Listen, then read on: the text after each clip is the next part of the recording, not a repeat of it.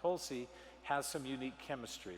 A little bit like sweet basil, it does have lots of different types of chemistry. In sweet basil, the dominant factor is for sure linalool.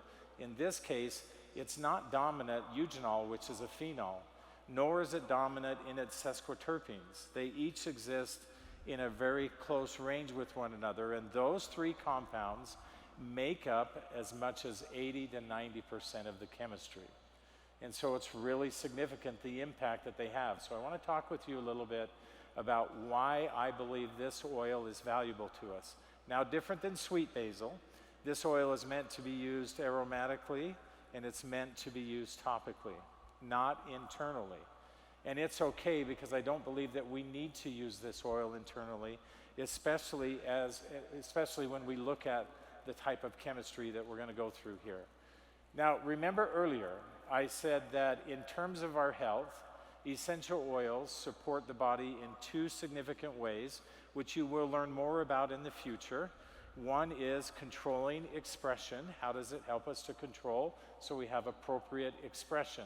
The right proteins are enacted and engaged. To give you a little more insight into that, remember several years ago we had this opportunity where we did research where we looked at the entire human genome. Just to put it in perspective for you for essential oils, more than 20,000 different genes. We looked at nearly 20 essential oils, and we looked at every single gene set that there was. And we looked for upregulation and downregulation specifically through the proteins that they would stimulate. And so it started to give us some indication of pathway, some indication and knowledge of how essential oils might be used more efficiently. And that's what you're going to see here. So when we look at eugenol, we have autonomic support, which is expression, and we have cell support, which is, of course, helping the cells to function more properly and fully. And so when we use eugenol, whether we're using it aromatically or topically, in this context of holy basil, we stimulate both the autonomic nervous system. Now, this is really about helping the body to react and respond appropriately to different stressful circumstances. When we look at beta-caryophyllene, now you're familiar with this.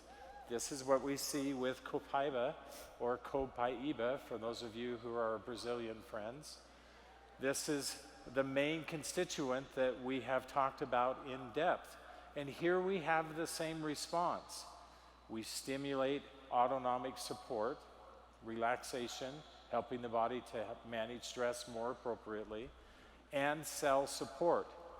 And then lastly, we might not be so familiar with trans-beta-alanine, but it's also a sesquiterpene, and its primary benefit is cell protection, helping the cells to not only function properly, but to have a greater element of protection.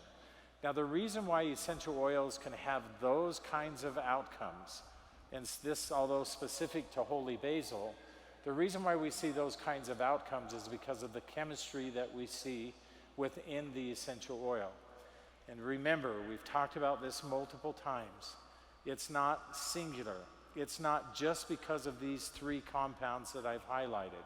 It's the whole of everything that we find in holy basil, which is why our commitment to purity is so extensive.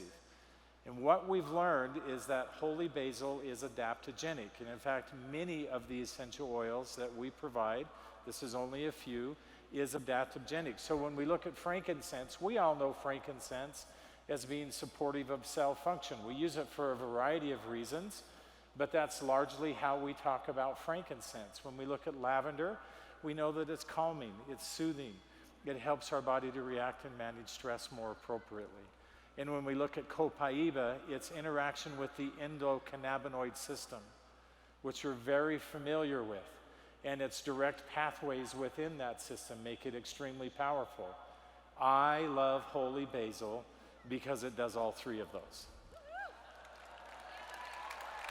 Now, I'm going to tell you, when we talk about something being adaptogenic, we mean that it supports normal physiological functioning within the body, which is what we've been talking about, controlling and managing expression and supporting proper cell function.